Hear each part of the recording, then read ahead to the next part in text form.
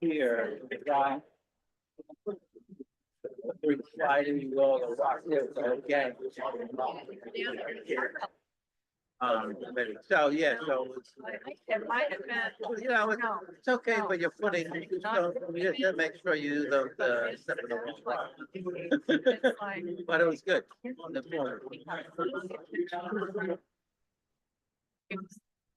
And it's like,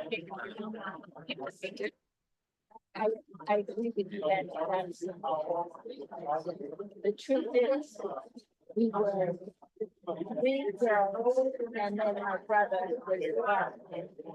So what plants did you put in front of your house? You pulled the off the hedge down and you replanted everything. This goes back. I like. but they won't get any. 1965. Right amount. What was there before? No way we said, okay. Lilac. Oh, lilac. Oh, and so you put in lilac. So you said lilac. Oh, yeah. Yeah, they can get pretty big. Yeah, they get very big. I think I can show it a little while ago.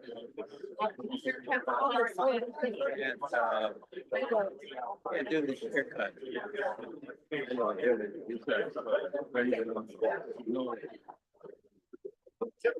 get started? Yeah. It's 11:07. I'll use the mic. I tried to use my kid yelling voice, but it wasn't working too good, so I'm gonna try to use the mic and see how that works. All right, well, welcome everybody. My name is Noel Musson. I'm a planning consultant from Southwest Harbor. I am happy to be here tonight for this meeting and with my partners here at GEI. I'm gonna let them introduce themselves in a little bit. Just wanted to kind of get things started and kind of go over what we're gonna be doing tonight, and then I'm gonna turn it over to these guys. Then we're gonna have a bit of a conversation. So the first thing we'd like to do is just give you kind of an overview of what it is, what is the project that we're actually working on. And then we've got some data, some information about some great mapping that they've already worked on, some stuff that we can talk to you about. I don't know if you might want to be able to just pause for questions while you're going through some of that stuff, or do you want to wait until the end? Yeah, so we'll just we'll go through a presentation. And then we're going to have a conversation. We've got some questions for you. If you have some questions for us, we're happy to answer it. Then we're going to regroup at the end, talk about next steps, and then we'll be out of here and everybody can go back out in the cold. So hopefully everybody's able to stay warm today. I think maybe an hour and a half time frame that we've set aside, and really looking forward to getting started. So Lisa, I'm going to turn it over to you. Hello there, Lisa Vickers over at GEI. So I'm Elon here, I'll let him introduce himself, but we have been working we've been to a couple committee meetings here. We attended a town and gown. So what we're doing is working on the town dock area, and we'll have a presentation I'll show you from what we've done thus far, what our next steps are, and what we want to hear from you, as Noel mentioned. So we have some questions for you. As we work through this project, it's really important to have the community's input. So that's why we're here tonight. And there are other opportunities throughout this project that we'll be able to hear from you as well. Hi, everybody. My name is Elon Gaskell. I'm a water resources engineer with GEI. I've been helping out with a lot of the floodplain modeling and sea level rise projections for this project. All right, so we kind of already covered this, but I've already gone step 1 of our agenda, one of the introductions. So what are our project goals? Well, as many of you probably were witnessing last January, there was back-to-back storms, and that was the third storm within a relatively short time frame. We refer to those as the 100-year storm events, but we had 3 within 2 months. So what we want to look at is there has been some work in the past done on the town dock area. It's looking at the flood exposure. So our focus area is the town dock area, but hopefully as we work through some of our strategies to deal with the flooding. It can be something that can be implemented throughout the town waterfront parcels in some sense. So what we're looking at, step one, what are the flood inundation maps look like? So Elon will talk a little bit about that, but what we're doing is based on the elevation data that we have and based on what the Maine Climate Council predicts for sea level rise in the near term, mid-term, and long-term scenarios, what does your town dock area look like? What's going to be underwater? What, you already, again, witnessed some of that last January, but we want to formalize that. And that table back there, as some of you have, is basically a series of maps that show these different inundation maps, the different time frames. We want to elicit community feedback. We want to hear from you. So there's parts of the waterfront. Earlier today, we went down to the dock at high tide, and then we went down at low tide.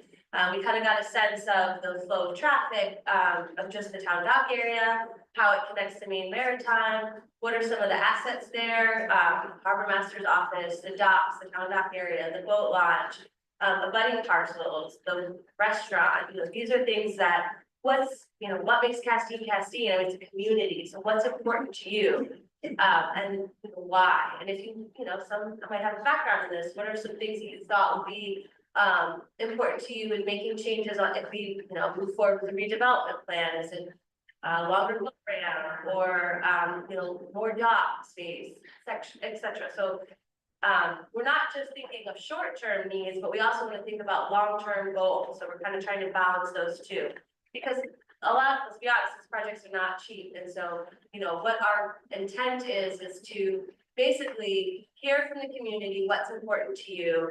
And then what we want to do is kind of go back, come up with some adaptation strategies that can address some of the short-term needs and then the long-term goals, and kind of work through, here's some recommended adaptation strategies and then estimated costs that go along with that, so that the town can take that in their planning and say, I heard this is a really high priority for the community, let's focus on maybe grant funding or what have you to get the funding we need to move this forward. So we will provide some general adaptation strategies and practices. There will be some, once we hear, okay, let's focus on, let's say the future dock plan, then we can our firm GDI can come up with some conceptual plans for the town to consider. And then we were to basically put all this information into a report that we'll have for the town. And there will be a final presentation that we can kind of report back to everyone. Here's what we heard from the community. Here's what we came up with, and here's the next steps. Here's some funding, potential funding. Next slide. As I mentioned, the project focus area is the town dock area, but we are not going to ignore that there are, there's development that's not owned out by the town, that's in very close proximity. So by working with MMA or attending the town and gown meetings to here's where we're at with this, here's what we're thinking, just keep an open dialogue. I think that's really important, just with the way that the site is laid out. And so one of the, when we look at the site today, what comes to mind is of assets that are really important in the boat launch, the Acadia Pier, you have the harbor master's office, you have the town dock area, you have a bathroom, pump station, there's a generator building, there's a restaurant, parking is obviously important. And then just again, the general flow of that area to keep it moving for vehicle access and pedestrian access. Next slide. So I'm going to turn this over to Elon, and he'll go through the flood scenario modeling. If you haven't had a chance, again, we have copies of those maps that you're welcome to keep, but we will have them in our report as well. Just keep them in our draft. So we are considering 3 different things when we're looking at our flood modeling. We're looking at sea level rise. We're looking at different flood scenarios. So the 100-year storm and highest astronomical tide. And we're looking at different time horizons. So sea level rise, we're going to be focusing on the intermediate level of sea level, intermediate rate of sea level rise, which is recommended by the Maine Climate Council in their 2024 report.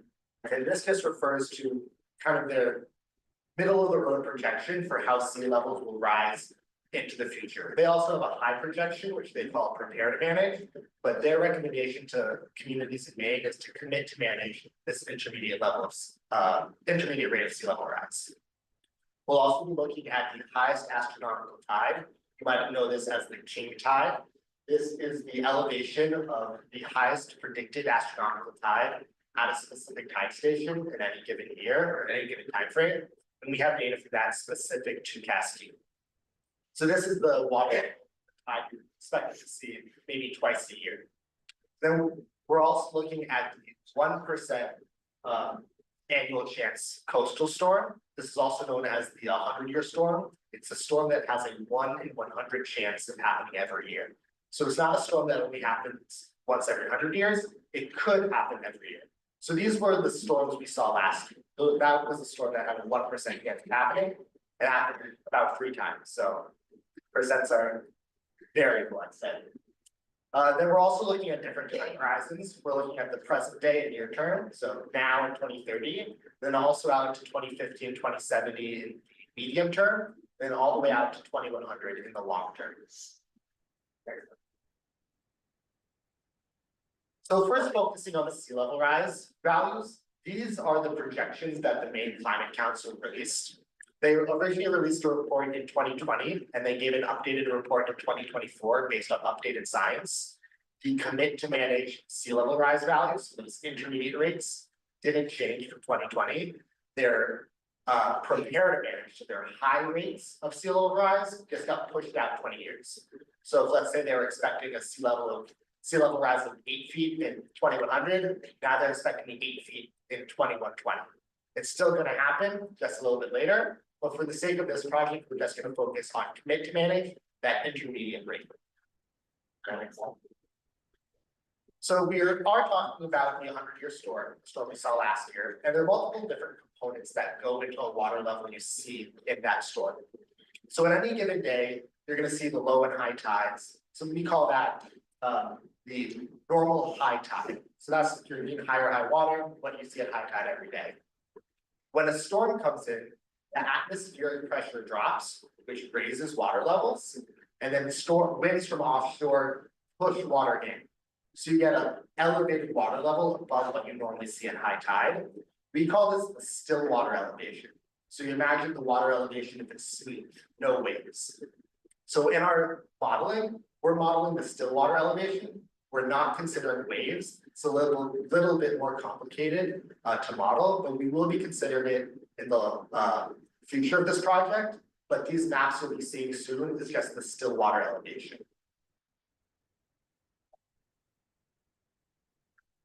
So we combined the water elevations we have for present day from the 100-year and the king tide, the highest astronomical tide, with our commit to manage sea level rise values, and we added them together to kind of get this matrix of expected still water levels into the from present day into the future.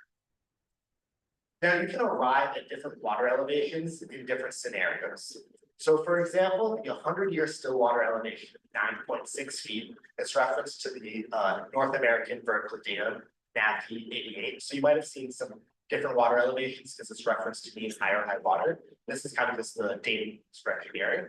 But you'll see we can, our modeling shows that we're going to get an elevation of 9.6 feet in the 100-year present day storm. However, you're going to get that same water elevation for the king tide in 2070. So you can get the same water elevation in different scenarios. So for 9.6 feet, you're going to see that maybe in a big storm currently. But in 2070, you're definitely going to see that multiple times a year. So this is a graph of sea levels at Bar Harbor from around the 1940s to present day. And as you can see, there is a general trend that sea levels are rising. But if you look closely, you can see that blue line is going up and down, up and down. So even though sea level rise values are generally rising, there's variation every day, every year. And the reason we're showing this to you is because even though we're going to say we're planning for an elevation of 9.6 feet for a 100-year storm, what you might actually see is probably not going to be 9.6 feet exactly. Because water levels are always changing. There's always lots of different factors influencing it. So that value of 9.6 feet is just a benchmark for us to plan to. But if you go out and measure during a storm, it'll probably be a little bit different. But it's just for planning purposes to help us figure out what we need to do to make Castile more resilient. So we're gonna get into the flood maps that we printed out. We have packets of 5 each, for you guys to share with your neighbors, take home. If you didn't grab it now, you can grab at the table, on your way out. So this first one you see here is the existing 1% annual chance Stillwater. So this is from on a 100-year storm in the present day. So similar to what you saw last year. But as Lisa flips through, we're gonna start moving to the king tide, the highest astronomical tide. Oh, I just wanted to point out this real quick. Oh, yeah. Sorry, I had. I just thought this was really interesting as we look at the 100-year flood inundation boundary. And then this image that was from the town, not the town report, but it's a little hard to see with the lighting in here. But when I reviewed it, the water level is almost completely coincides. And I mean, it's just quite unbelievable. Not to say that this will always happen, but it is, you know, you can see in front of the restaurant on the map here, the water sort of kind of tails off down towards the town dock. And it's just, you know, follows that almost exactly to some extent. So it's, you know, it's an interesting, and it also kind of helps us to understand that, you know, this is appropriate to plan for these levels. So sorry, the stealing slide there. So now we're gonna move on to the king tide, the highest astronomical tide. And as Lisa clicks through, you'll see as we go from present day to 2050. Next slide. And then to 2070 and 2100, you'll see the water slowly moves farther and farther inland as those elevations rise. And again, you'll be able to flip through those packets, some of your neighbors may have, and we'll be sending this presentation out too, so you'll be able to look at it more at your leisure.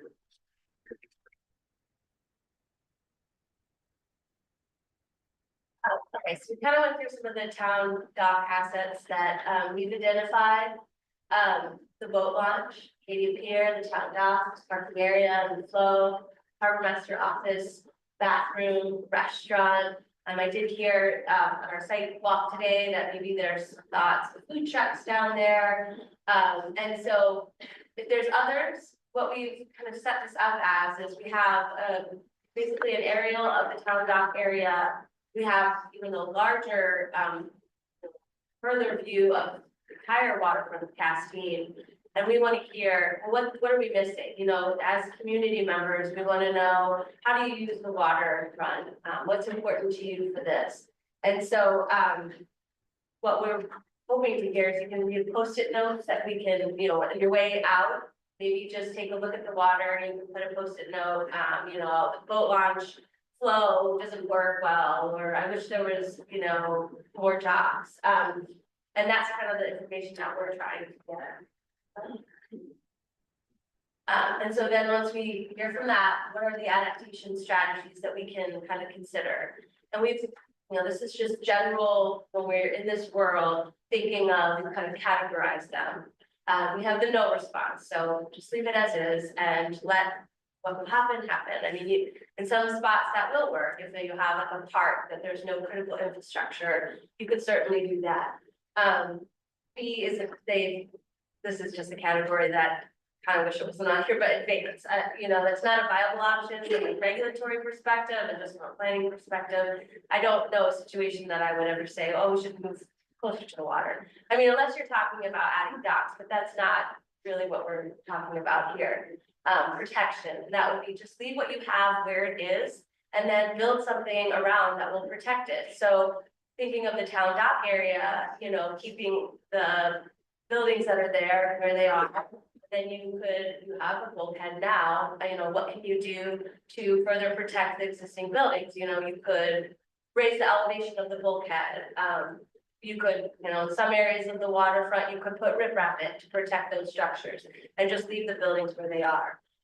Another option is to retreat, so relocate. There's municipal buyback programs, FEMA buyback programs, and this would be like just when I was walking the water today, talking to members of the community. The bathroom, you know, it's seasonal. Is there, if that were to be flooded on a, you know, regular basis, you know, would the town think of, well, maybe there's a better location for a public bathroom, and like looking at buying land, or is there already town land that's undeveloped, things like that. Those are some ideas when we talk about adaptation. accommodate. So this would be like Dennis Ward, where they're going to raise that building up to accommodate sea level rise. They're gonna stay in place. So that would be elevating, that would be flood proofing. You can do dry flood, wet flood proofing.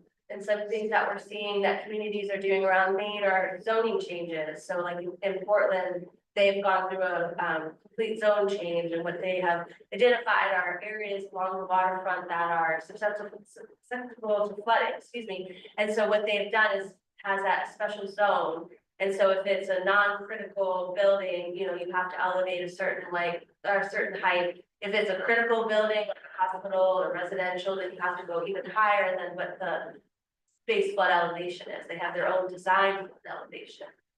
So those are, again, some adaptation strategies that communities around the country are using.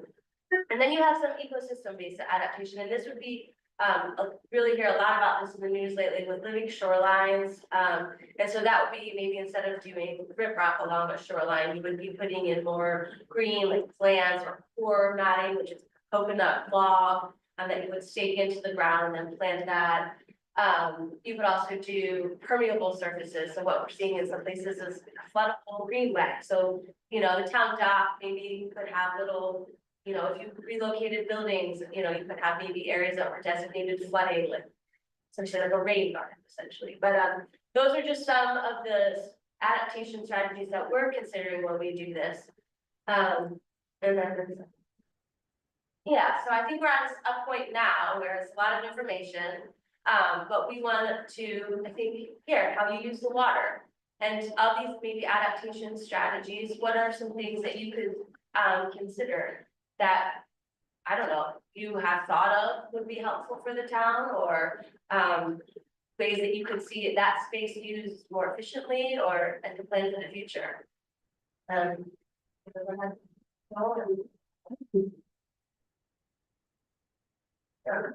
Now I think this is our time to really hear from you. So I've got the planner's flip chart over there, so I'm gonna be taking some notes. But I also maybe pause for a minute just to point out, there's a bunch of people online. So if you have questions and you're online on the Zoom, put your questions in the chat and we'll try to get to those questions, or we'll at least have a record of what those questions are if we can't get to all of them. So that's an online queue. Secondly, if you had some questions about what we just talked about, now's a great time to ask. Yeah. Okay, so looking at the schematics here, obviously it's incomplete and the information is always hard, easy to come by.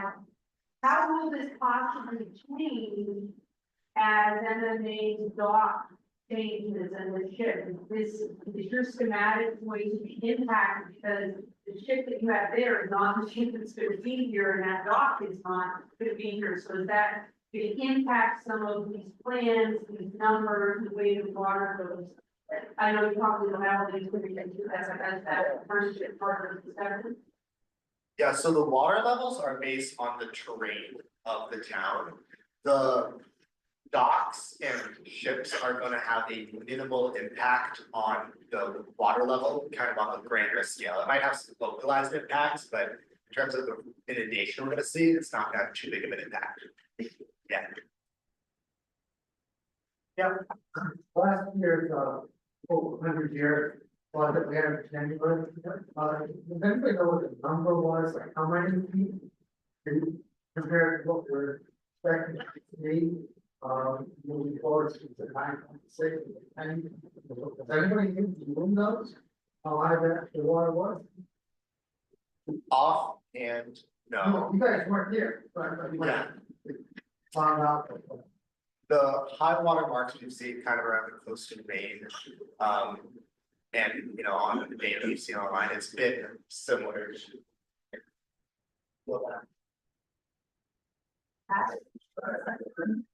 It's been similar to this, so it's about 10 feet. Around this area, yeah. The inside of St. Conway, where it's technically the wall level is Actually, Go. yeah, when you say 10 feet or 9.6 feet above some reference, what is that reference? it's reference to the North American bird data of 1988, 1988, so it's just reference. That's a mean high water, mean. It's slightly different for mean high water. There's a way to convert it. I will look up that conversion before the meeting ends tonight. 10 feet above summer. Yeah, it's an elevation of 10 feet, so it's above zero, and that zero mark is considered as sea level, mean sea level, kind of on a global scale. It's just a different data than mean low water, which is the zero, But like our high tides are, they vary, right? Yeah, But we could check that day. We know that it overflowed on the town dock parking area. It seems to me like it would be over 10 feet. I mean, Scotty's saying there was 3 feet, 3.5 feet in the building. Well, it's not for mean low water. it's not like 10 feet above the dock, it's 10 feet. No, I understand that. I'm talking about, 10 feet below the river. I mean, above the river. Yeah, so zero isn't necessarily the riverbed. Okay.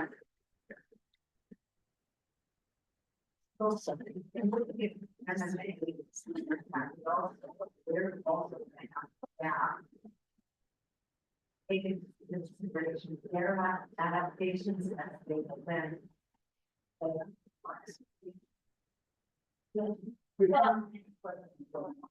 So just looking at the maps, you can see that MMA is also affected. And so what are their plans for adaptation? And then, there be like a cohesive approach to it. And yeah, I mean, that's part of what we're hoping to, at least get the conversation started at the very least and say, after the study, here's some ideas that we are having. And then it can open the discussion with MMA and what their future planning is. But I think, yeah, when you have this flow, I think it's really important because, when you look at this from a just basic, what do you do at town dock area to address the flooding? One would be, oh, you elevate everything, but then that doesn't help with the neighboring properties.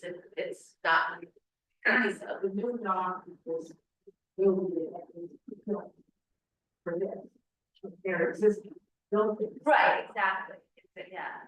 And so, certain things, obviously, you're not gonna solve all the problems, but I think it's a long-term planning goal. And again, these projects are not something that just happen overnight. I mean, they do have extensive planning when you're talking about elevating a dock or what have you. And so, but I think it's important to get those conversations started early. One thing I'll say is one of the objectives, like we're very early in the planning processes here. And so we're gathering information from whatever MMA is doing, other studies that the town has already done in the past. And one of the things that we want to try to get out of tonight, which will help us understand some of the other things that we can kind of follow up on, are what your goals are for the area that we're talking about. So I'd like to sort of pivot the question a little bit and say, I can pull the newbie card because I've been here a bunch of times, but I never talked to this community before about this site. But what do we use? What do we use the site for today? Love to hear from all of this stuff. Yeah, Can you guys do me a favor for the people on Zoom? Yep. And when somebody from the audience speaks, can you just repeat that into the microphone? Thank you. that one. Oh, Oh, I got another mic. You guys hear me? All right, so the question to everybody here is, how is the site used today? Well, just real quick, obviously boaters use the town dock, people coming from away or local boaters. Somebody mentioned lunch, lunch at the town dock is a big thing in this town. So don't lose that.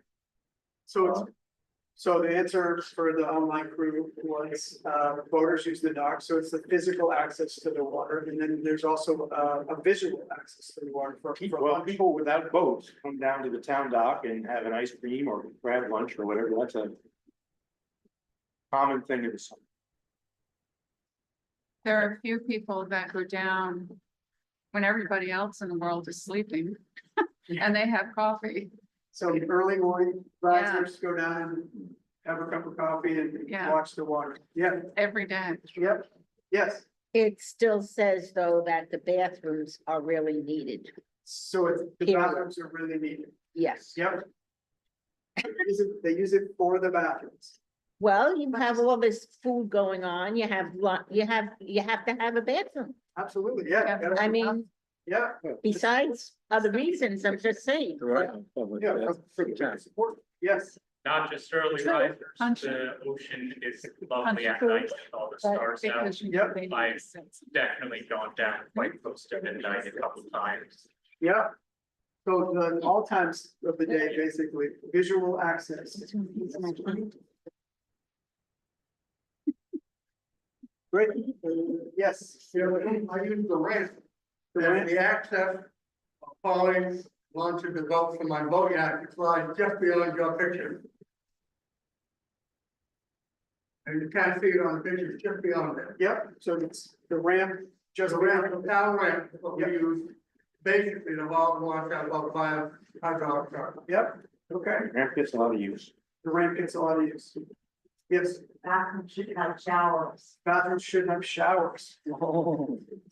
Don't put a pin in that, because it's one of my other questions, which is what things should be happening, could be happening down there, if we were to just sort of.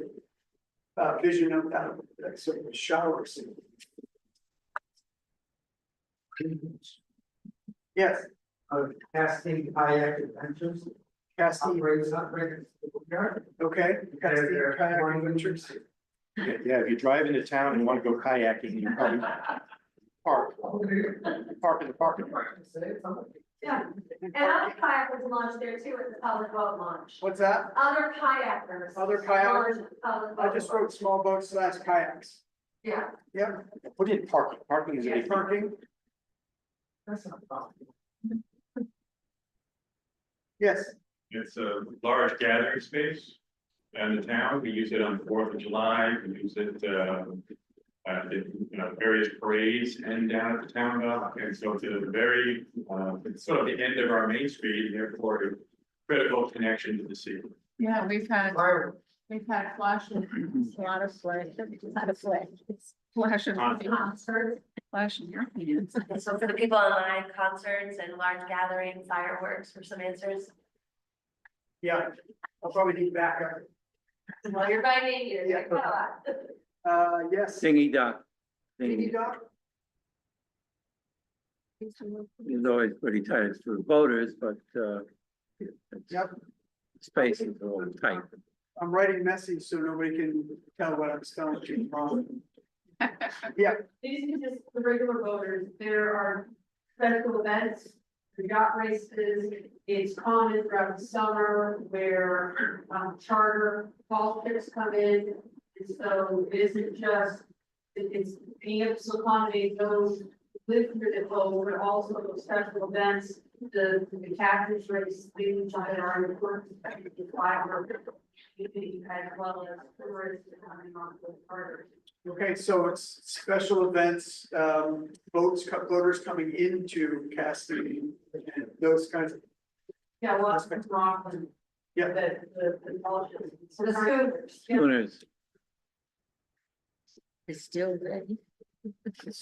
We already have it on the map, but the pump house is important for town water treatment.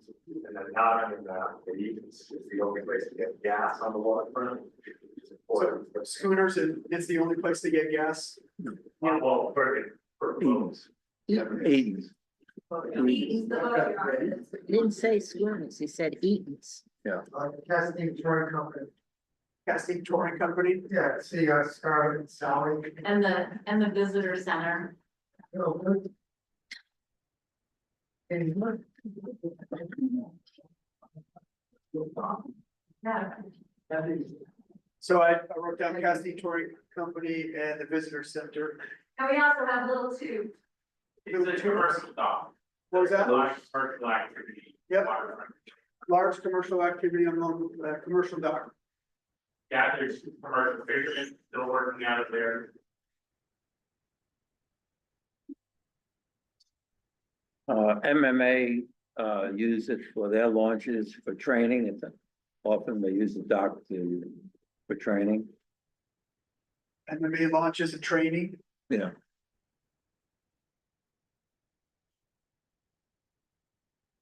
Safe Harbor, Safe Safe harbor. harbor, you know, it's a cafe, then, Yep, okay. that's not good. Cool.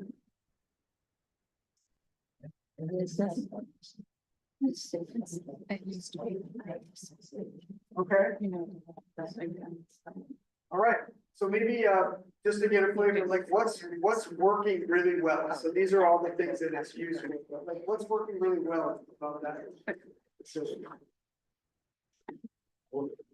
It all works really well. That's what we do.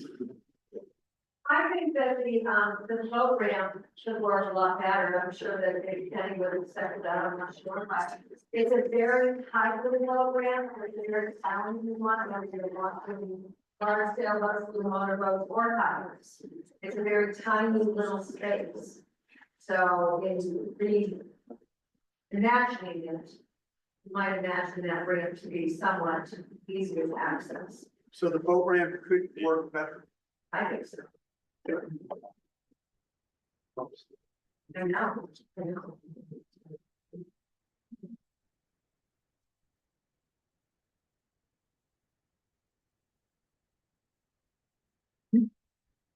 But somebody said showers earlier. Yes. I'll just add from the chat, Nicholas says that 2 fall MMA classes, intro to vessel operations lab and ship handling, use the town dock space for docking practice. Okay, so the MMA training and docking, we can have that on the, that's great.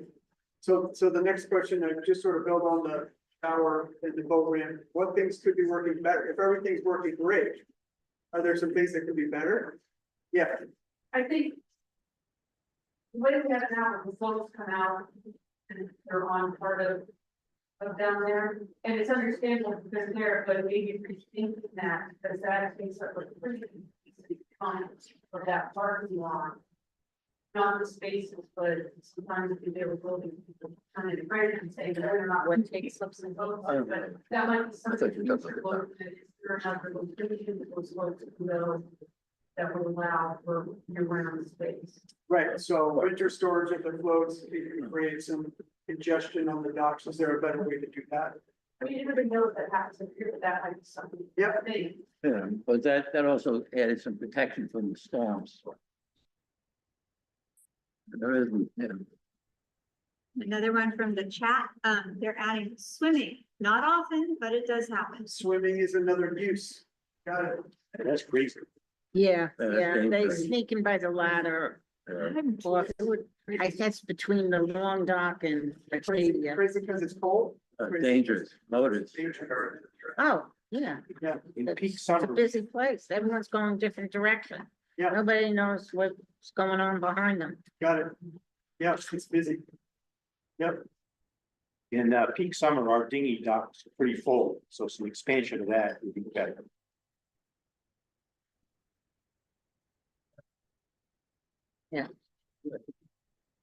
so dinghy dock expansion, yeah, But Maynard County has a problem. And a number of us would like to be able to use that with a joint venture perhaps between the town and Maynard County. Obviously, there are costs and there is income to both parties. That could be cooperation. so, I'm summarizing, so utilize, or some sort of cooperation with the MMA travel, so that could be used more. Would be a financial Yep, cooperation. yep, The public restroom should be year round, available. When we shut them down, we have a couple of buildings in town that don't have public restrooms, and those are the ones that they've been sending people to. It's difficult on both businesses. yeah, so year-round public restroom. It'd be nice to generally have more retail and dining space around the waterfront. So if you're talking about the architecture, how can you? I think we need to take on another town. Yeah, put another layer.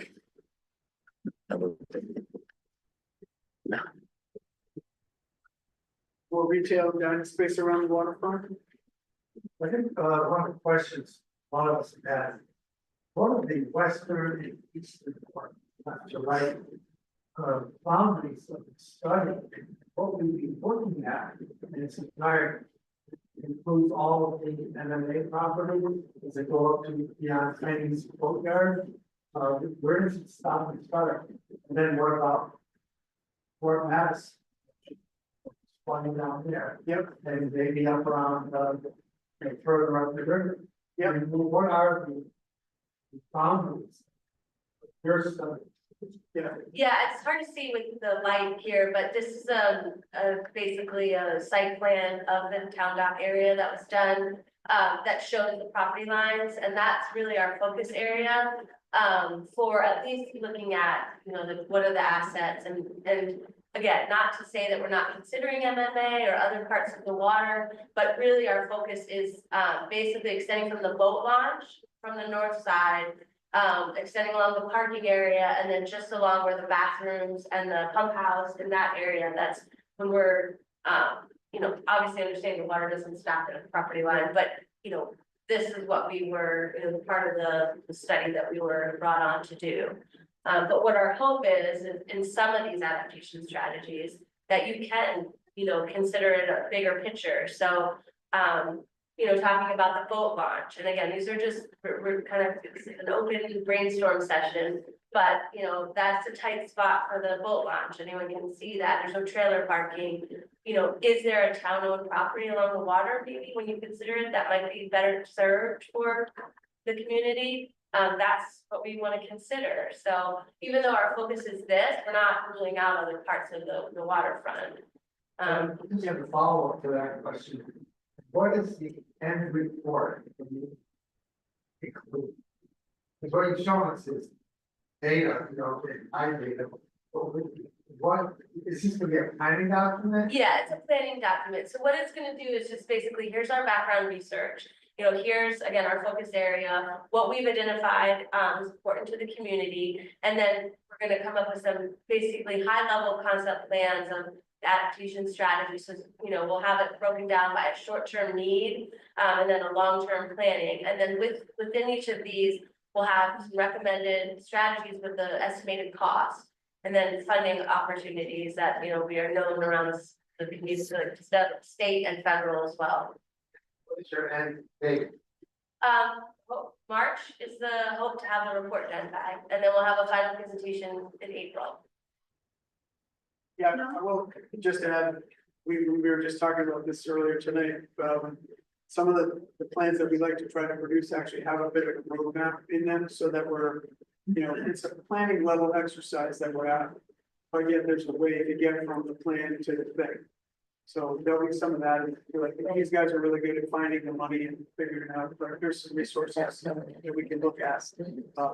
But first, we need to understand where we're headed. That's the objective tonight. So, yes, I have two more from the chat, 2 more from. for your wish list. Yep, Currently, docking is limited to 2 hours, which is really not enough time for somebody to get off their vessel, have lunch, shop, provision, etc. It would be nice if we could give people longer. And the other is, it would be great for the small cruise ships to return. And also more than 2 hours on So- regular people. everybody hear that? Yeah, what else? On the things that could work better, our limited docking time could be improved, could be a little bit longer, and maybe small cruise ships coming back. Prior to last year, we did have a cruise ship that visited. When they went to Bangor, the bastards. So we did have a cruise ship before. What was the size of the cruise ship that was here before? It's like 100 passengers, 100 passengers. By, Just out of curiosity. sailing. Yes. So, The yacht club now has a small launch, they not allowed there. Yep. Everyone in the town dog, I know we can have to find a place for it. But it might relieve some of these pressures, especially if the visitors who are connected with the yacht club. Yep. Leave some of the congestion of the dinghies that are there. There is a place, maybe you could talk to them about making a place for a launch that could get people out to the moorings. Yep. I think that might relieve some of the pressure and some of the concern. Yeah, so a town launch service could relieve some pressure on the dinghy docks and some other things that are currently having been stressed with that. Yeah. Yes, People are.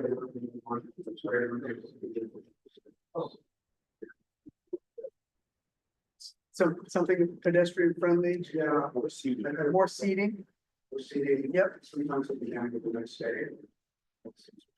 yeah. Okay,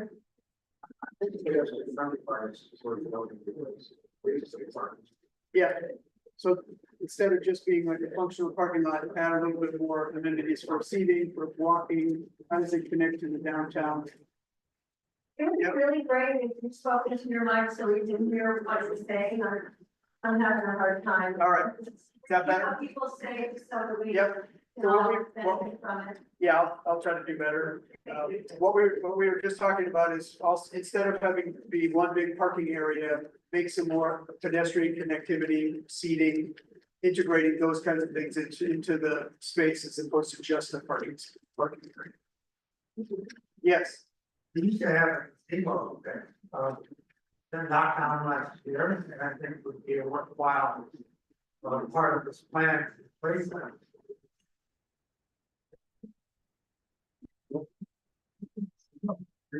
so that comment was about a gazebo that used to be there and maybe should be there again.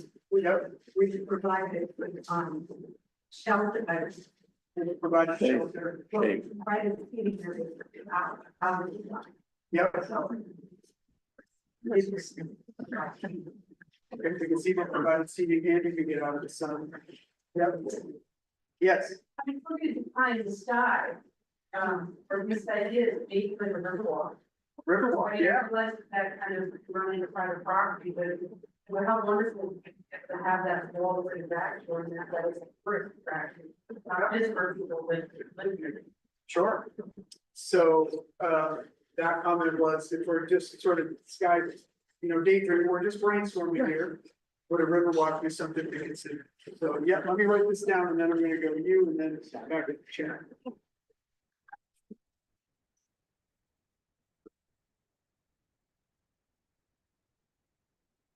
All right, To build on what Roberta mentioned about bringing it in food machines and so forth. Years ago, I think there was some years ago. Actually, your document, connected also with the academy, economically, it was a big move for the town. yeah, That's something that we track also. yeah, so years ago, the New York Yacht Club used to come in and that was a big kind of an economic, We haven't had that here. hasn't been for a few years, happened. So maybe, just to write down, use the space for more economic attraction, that I think gets to somebody's earlier point about, its use for boats coming into the harbor too. Yeah,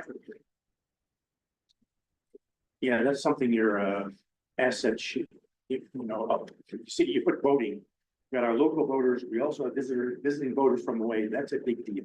yeah, this is voters from, I think that's what she mentioned back there, yeah. Yes, Okay, looking at it a different point, but part of the goal is the hardening of the shoreline. And Lisa mentioned today, I thought it was a very interesting idea, if we do an expanded dock to use cement flotation. And my question, I said that as a breakwater, acting as double duty as a breakwater, Southwest Harbor has a cement dock system. I'm curious, and they leave that in year round. How did that fare in this past storm? Are you any knowledge on that? I am not familiar with that dock system, but I do know that, like Bucksport is under development with a concrete float dock system, same, and it is used as an attenuation essentially for waves. I mean, it's been shown in other situations. I don't have a local example to point you to, but I can certainly get back to you on that, actually, come up with better examples. I think Great Harbor Marina's docks work pretty well, but they also just invested quite a bit of money in a giant breakwater in front because What harbor is this? that's the Southwest Harbor. Southwest. Great Harbor Marina. Yep. I believe the MMA plans for their new docking involve some of that sort of thing to the west.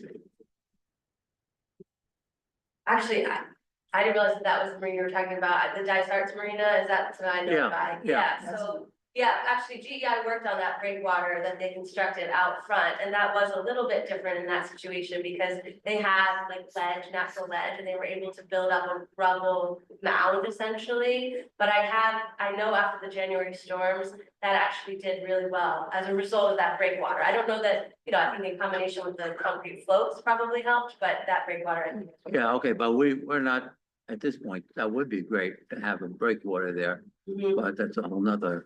Yeah, wax. so I can put it up on the sheet, but that is an adaptation strategy that you're hearing more and more called WADs or wave attenuation device. And I mean, there's different ways you could go about that, but it's a permitting hurdle that, that one in Dysart was one of the first, I think, that I'm aware of. Outside of your typical breakwaters that you see, that was a pretty creative use of ledge, but it's a permitting hurdle still in the state, but things are regulatory changes are. But just using if we don't do a breakwater, just using cement floats should have some. Right. So it's like a creative, it's essentially, it's not quite, it's a way to attenuate the wave action and That's what did a lot of the damage. Right. Waves. Right. So I think the lesson, that what I'm gonna write down for things that could get better are exploring different ways of wave attenuation. Yeah, so I think we had some online stuff. So we had a shout out for more seating, another shout out, and a bike rack Oh, a bike rack. at the town dock to encourage cyclists. And then can we use parking in other areas of town? Like up closer to the golf course, and have a shuttle, maybe Scarlett and Sally's, Yeah, it's just. shuttle people down to the dock. So a couple of suggestions for people in the back were bike racks, shout out for pedestrian connections and parking in other areas of town with a shuttle. Yes, I'm gonna kind of add to the bike rack, I think it'd be really nice to have a kayak rack, many towns support local people that live in the town renting space on a kayak rack, so they can access the water. It's very difficult for people with their own money. Yep. To access our water. kayak racks, yeah.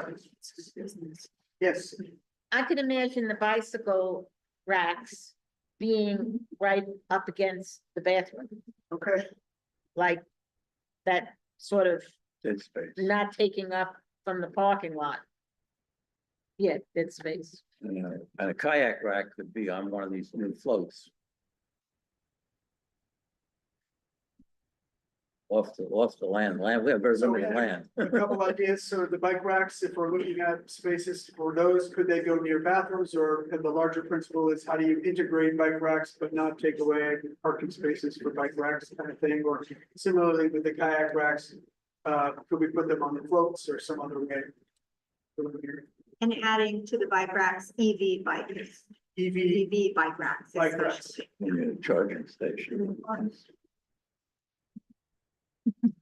How does Scarlett drive? I have a question about EV charging She lives. down there too. Is that something that's being looked at? I know in another community that we're working with on their waterfront, they're actually looking pretty heavily at not just EV charging stations for cars, but EV charging stations for boats.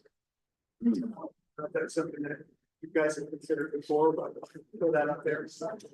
Electrification of, Coming. yes. In an effort to make the town more friendly to visiting yachtsmen, a public laundry would go a long way in the new bathroom facility, or in the, back with the showers, in that structure that's got all the water. We used to have a public laundry in the town dock area, and it's desperately needed, and a lot of the voters don't come here because. So maybe just to broaden that a little bit, amenities for visiting boaters and like laundry. Yeah. I don't know, it takes up space. Yeah. But logistics, yeah, like. These people gonna leave it there all day. Okay, Yeah. saw some other games. Anything else? Yes. Yeah, I guess I have a question on scope of work. So when you say restaurant there, I assume you mean dentist or you mean a little shack? I had the little shack that's there currently. Yeah, so in terms of scope, like when we think about the economic life of the town, it's not just assets of the town. I'd love to know if it's possible for us to consider private, assets that are somewhat inextricably connected to the town. To having. Yeah. Right, I mean, part of our goal here is. We're focusing on the town owned properties when we're talking about, here's a concept plan for what the town could do. I don't, and again, the intent is that that can be applied to private property as well. But really, when we actually have this in our report of concept design, it's going to be specific to the town owned property, not, because we're able to go out and get the things that we do. And in some cases, I know with like property owners that we work with, the private property owners. There's a balancing act there. Sometimes, when you're talking about resale, they might not want to be involved in seeing where their flood inundation, in 2050 looks like. If they wanted to resell their property, so it's kind of respecting the wishes of, it's just a reality, but it's just respecting the wishes of private. But yeah, I mean, it's not just, this is the only thing you could do for that bathroom, again, trying to get through that. That is a strategy that can be applied. So I'd like to just build on that a little bit, because I think that the focus of the particular study that we're working on is a tight focus area, but in this conversation, I actually do have a question, like if you look at the waterfront as a whole, let's just list out what your assets are, and you don't know if you need to be tied to, like, this is a public asset, but it'd be really interesting to know.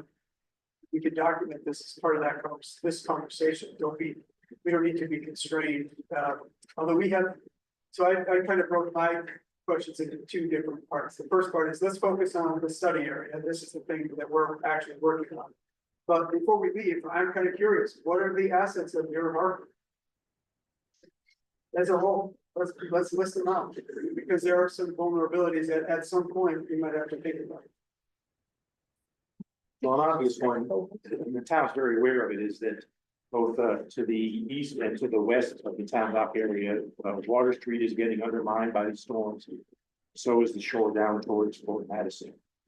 So there's gonna have to be some drift tractor or something there. So is that the asset is what? That's a vulnerable. Access. This is shores beyond town dock here. Okay. So the shores beyond the town dock. And they're getting eroded heavily. Yeah. Very concerned. Okay. What else? We have some natural ledges out there, middle ground ledge. And use that would protect, I would think, from a southeast wind. If that was built up, and for an engineer, probably would have to build up So natural ledges protect from the southeast winds. yeah, I mean, it's already there. Yeah. It's, the worst time it hits usually at the high tide, king tide and whatnot. But it's all submerged. You only see it when it's very low tide. But if that's not navigable area for most boats. Yep. So why not just build that up? Yeah. And make a breakwater there. Yep. Interesting. So I use that as a natural breakwater and Yeah. possible breakwater. Right, well, that would, knock down some of these tremendous winds. How would that serve as a breakwater? So what else? So What is- is about your harbor? Something. The question.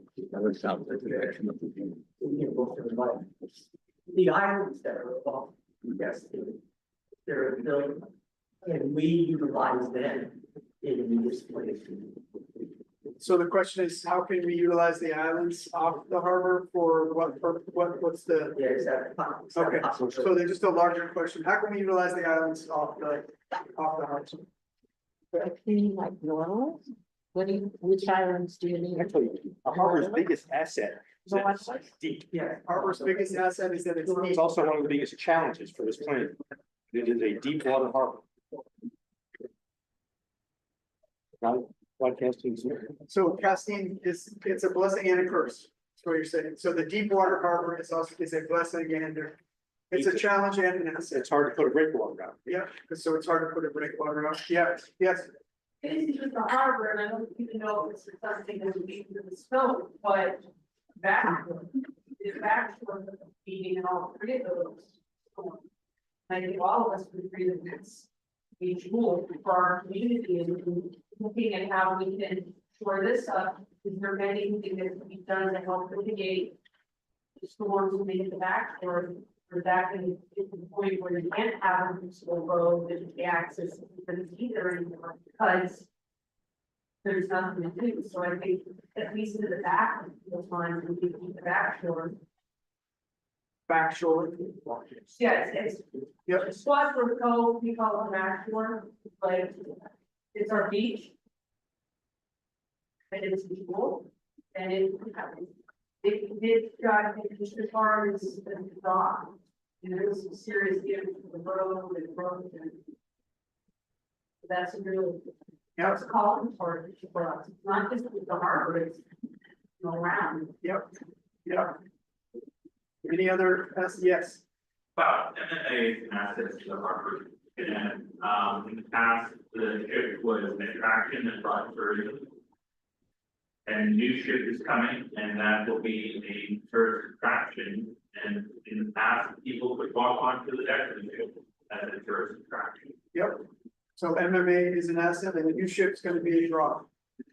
Yeah. People want to see a brand new master ship. Right. Yep. So. Yeah. Yes. Some people. All right, we have another thing. This study is very focused on sea level. In the end, we're looking at overall community, economic growth and development. Retail, and all the things that go with that. We almost need a total waterfront solution. And that includes not only the town out there, but potentially broadening what that is, whether it's the waterfront, or the top and down Main Street, or Water Street. The overall solution for the town, waterfront solution to the town, is bigger and broader than what we're talking about today. Yep. I think it'd be good for us to put that down as a potential opportunity, because I think that where you think about some of the things that were on there, all the way from bathrooms to so on, some of this would become a really total solution for the town. Do something bigger than just worrying about scale.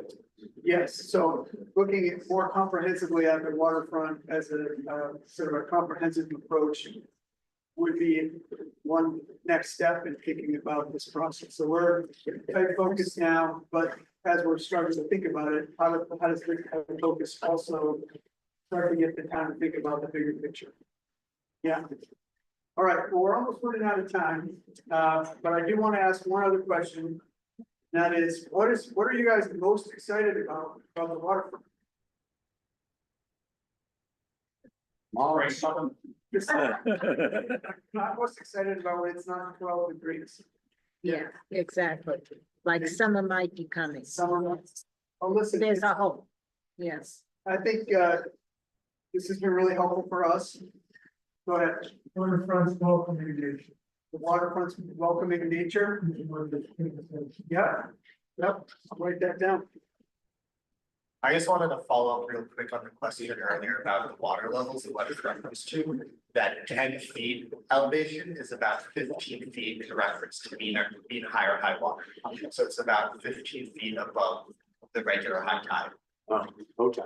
You have it as high tide. 15 feet, but Yeah. wow. What? You can also, would you like me to also find a reference to low tide? Well, that'd be another 10 feet. Yeah, 25. it's a lot of water. That's a lot of work. Yes. That's 10 feet. Wow. All right. I guess we have to all take sea dive. One more quick thing, then we'll let you go. Gonna get those snorkels ready.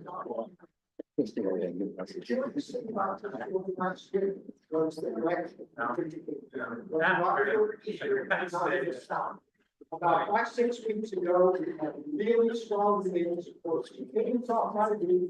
That's where it's coming from, the south, that in Washington, most of the universities south, the south, not out of the north. Is there any report, and that's what I told you, next back again.